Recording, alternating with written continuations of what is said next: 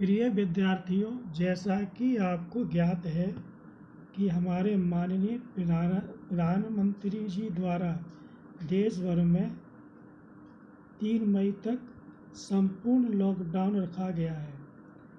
अतः बोर्ड के विद्यार्थियों की पढ़ाई बाधित ना हो, इसीलिए माननीय प्रधानाचार्य जी द्वारा निर्देशित एक चैनल RMJ एजुकेशन के नाम से यूट्यूब पर शुरू किया गया है।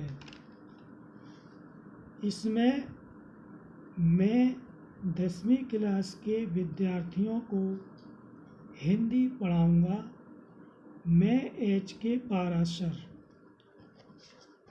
आज हम हिंदी गद्य के बारे में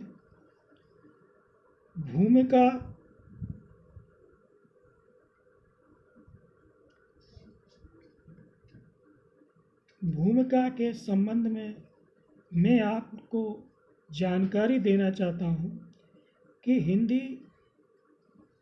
गद्य है क्या चीज़, इसमें क्या क्या चीज़ का समावेश हुआ है। सबसे पहले मैं भाषा से संबंधित बात रखता हूँ कि भाषा अभिव्यक्ति का वह माध्यम है, साधन है, जिससे प्रत्येक व्यक्ति अपने विचारों, भावों व अनुभूतियों को व्यक्त कर पाता है।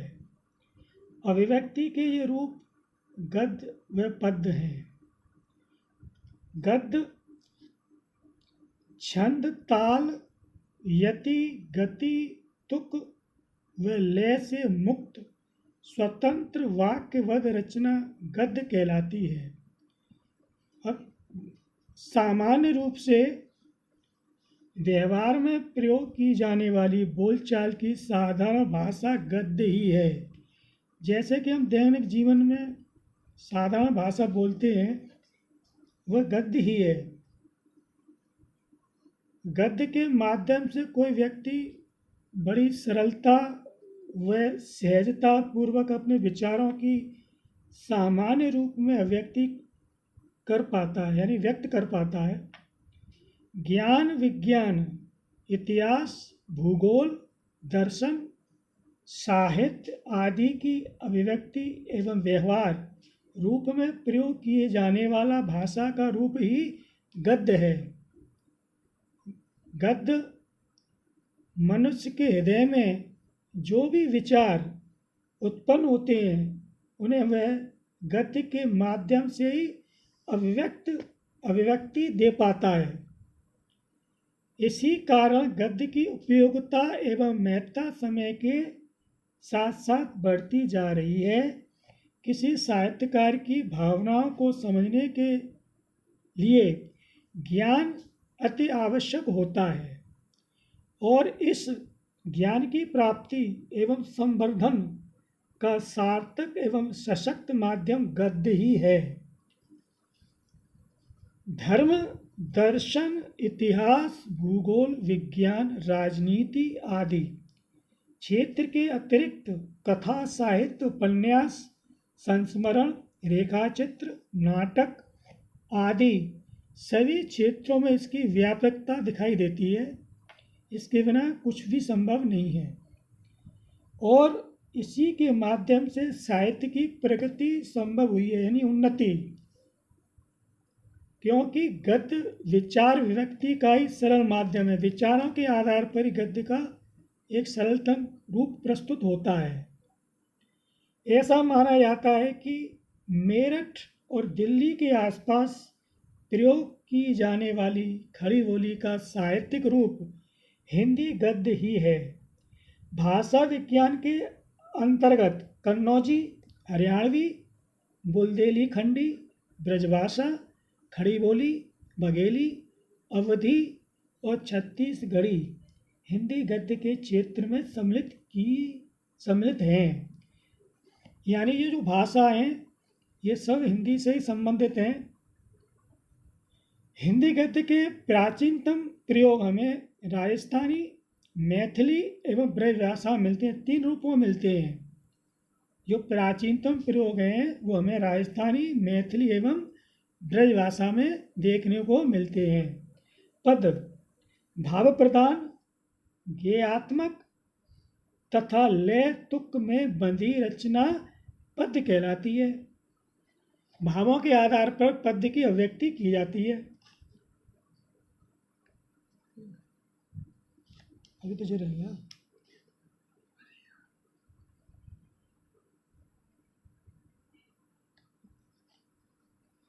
गद्य और पद्य में अंतर। गद्य के विषय विचार प्रधान और पद्य के भाव प्रधान होते हैं।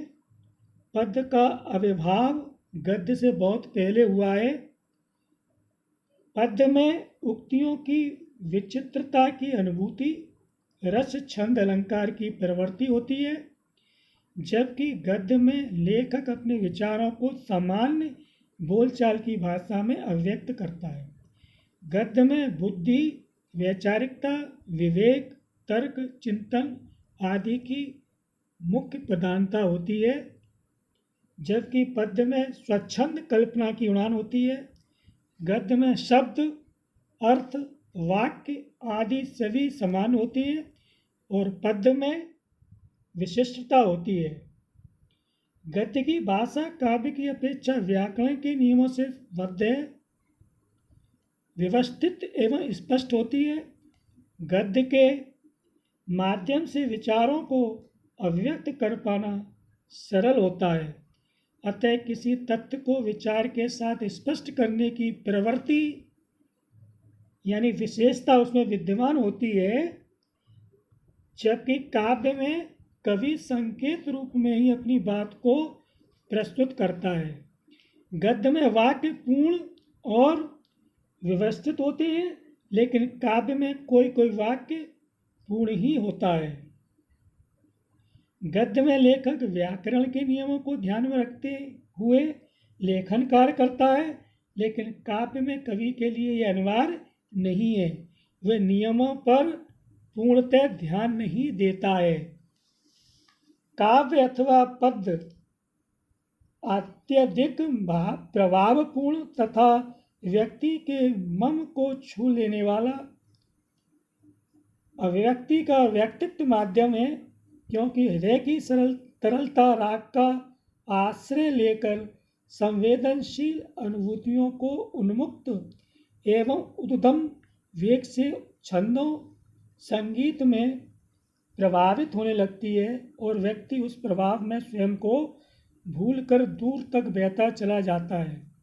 गद्य में प्रयुक्त शब्द, वाक्य, अर्थ आदि सभी प्राय समान होते हैं, जबकि काव्य का रागत तत्व उन सबको विशिष्ट बना देता है। कविता अनुभूति की नई सृष्टि है, यानी रचना है, सृजन है। इसका कोई भी शब्द कोशी अर्थ से प्रतिबंधित नहीं होता है, बल्कि वह जीवन की अनुभूतियों से प्रेरित होता है। इसके विपरीत गद्य भावात्मक संदर्भों के स्थान पर उनके वस्तुनिष्ठ प्रतीकात्मक अर्थ ग्रहण करता है। गद्य को निर्माणात्मक अभिव्यक्ति कहा गया है। ऐसी अभिव्यक्ति जिसमें शब्द निर्माता अर्थात साहित्यकार के चारों ओर प्रयोग के लिए तैयार रहते हैं। गद्य की भाषा काव्य की अपेक्षा अधिक स्पष्ट, व्याकरण संपन्न और व्यवस्थित होती है। आंतरिक रूप से काव्य अधिक भावपूर्ण, सूक्ष्म, संकेतक और गुण होता है। उक्त वैचित्र्य और अलंकरण की प्रवृत्ति भी काव्य में गद्य की अपेक्षा अधिक होती है। गद्य में विस्तार अधिक होता है, इसमें किसी बात को खुलकर कहने की प्रवृत्ति रहती है, जबकि काव्य में बात को संक्षिप्त तथा संकेत में ही कहने की प्रवृत्ति होती है। गद्य का विषय प्रतिपादन सपाट, सरल अथवा इतिवृत्तापूर्ण होता है। उसमें यथार्थ, वस्तुपरक, तथ्यात्मक वर्णन पाया जाता है। इसके विपरीत काव्य का विषय प्रतिपादन सूक्ष्म और संकेतात्मक होता है। गद्य में शायद ही कोई वाक्य अपूर्ण रहता है और काव्य में मुश्किल से कोई वाक्य पूर्ण होता है। इस प्रकार गद्य और काव्य विषय भाषा, प्रस्तुति, शिल्प आदि की दृष्टि से अभिव्यक्ति के सर्वथा दो भिन्न रूप हैं और दोनों के दृष्टिकोण एवं प्रयोजन भी भिन्न होते हैं। संगीत, छंद, लय, तुक, मात्रा, स्वर, स्वरघात, उन्मेषणपूर्ण भाषा आदि से युक्त काव्य मानव के राग और चिराग के संप्रेषण तथा उत्प्रेरण तक ही सीमित है, जबकि ज्ञान विज्ञान से लेकर कथा साहित्य आदि की अभिव्यक्ति का माध्यम साधारण रूप से व्यवहात होने वाला गद्य ही है, जिसका प्रयोग सोचने, समझने, वर्णन, विवेचन आदि के लिए होता है। इस प्रकार गद्य का प्रकृत क्षेत्र व्यक्ति के नित्य कृत्य के व्यवहार जगत और उसके संपूर्ण ज्ञान विज्ञान तक अत्यधिक विस्तृत है। हिंदी से आशय। हिंदी शब्द के संदर्भ में प्रसिद्ध शायर इकबाल ने हिंदी है हम वतन है, हिंदुस्तान हमारा कहकर हिंदी के महत्व को स्पष्ट किया है। उन्होंने हिंदी के द्वारा ही भारतीयों में एकता स्थापित की है। इस रूप में भारतीयों द्वारा सामान्य रूप में जनसंपर्क की भाषा के रूप में जिस एक भाषा का प्रयोग परंपरागत रूप से किया जाता है वह हिंदी है। यही कारण है कि हिंदी कोई एक बोली अथवा भाषा नहीं है, वरना विभिन्न बोलियों अथवा भाषाओं का समूह है। आज हिंदी के नाम से जिस भाषा को जाना जाता है वह 8 बोलियां हैं। पहला ब्रज भाषा, खड़ी, कोरवी, बुंदेली, हरियाणवी, कन्नौजी, अवधी, बघेली, छत्तीसगढ़ी तथा 3 उपभाषाओं राजस्थानी, पहाड़ी तथा बिहारी का समन्वित रूप है।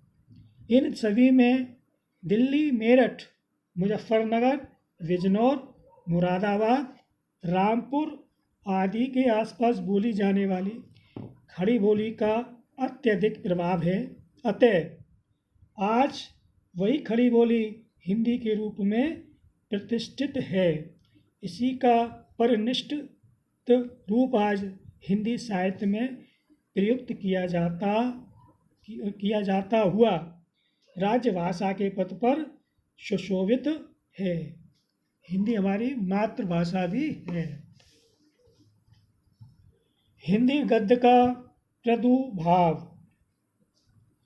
हिंदी गद्य का आविर्भाव 19वीं शताब्दी के नवजागरण काल में उस समय हुआ जब हमारा देश मध्यकालीन रूढ़ियों से मुक्त होता हुआ पश्चिम से आती हुई नवीन सांस्कृतिक चेतना की लहरों को आत्मसात कर रहा था। आधुनिक विचारों, नवीन शिक्षा पद्धति, नए वैज्ञानिक आविष्कारों के प्रभाव हमारे सामाजिक जीवन पर पड़ रहे थे। अतः साहित्य में उनकी प्रतिध्वनि स्वाभाविक थी। इन नवीन परिस्थितियों के साथ ही शासन संबंधी आवश्यकता भी गद्य के नवीन माध्यम की मांग कर रही थी। इस प्रकार हिंदी गद्य 19वीं शताब्दी में आधुनिकता का संवाहक होकर अवतरित हुआ था। जितना छात्रों मैंने आपको बताया है इसको आप ढंग से पढ़ें और इसके बारे में जानकारी हासिल करें। अब हम आगे चलते हैं। हिंदी गद्य के प्राचीनतम प्रयोग राजस्थानी एवं ब्रज भाषा में देखने को मिलते हैं। राजस्थानी गद्य हमें 10वीं शताब्दी के दान पात्रों, पट्टे, परवानों, टीकाओं तथा अनुवादों ग्रंथों में दृष्टिगोत होता है। ब्रजभाषा के गद्य का सूत्रपात संमत 1400 विशाखा के लगभग हुआ है। ब्रजभाषा गद्य का सूत्रपात संमत 1400 विशाखा के लगभग हुआ है। कृष्ण भक्ति धारा के कवियों तथा भक्तों ने उसके विकास और संवर्धन में विशेष योगदान दिया। 17वीं शताब्दी तक की जो रचनाएं उपलब्ध हैं उनमें गोस्वामी विठलनाथ का श्रृंगार रसमंडल, गोकुलनाथ जी के 84 वैष्णवन की वार्ता तथा 252 वैष्णव की वार्ता, नावादास जी का आष्टयाम, वैकुंठमणि शुक्ल के अगहन महात्म और वैशाख महात्म एवं लल्लू लाल विरचित माधव विलास विशेष रूप से उल्लेखनीय है। इन्हीं के साथ विभिन्न धार्मिक ग्रंथों की टीकाओं की परंपरा भी चलती रही। आचार्य रामचंद्र शुक्ल मानते हैं कि हिंदी खड़ी बोली गद्य का उद्भव अपभ्रंश काव्यों से हुआ है। इस संदर्भ में शुक्ल जी लिखते हैं कि भोज के समय से लेकर हमीर देव के समय तक अपभ्रंश काव्यों की जो परंपरा चलती रही है उसके भीतर खड़ी बोली के प्राचीन रूप की भी झलक अनेक पदों में मिलती है।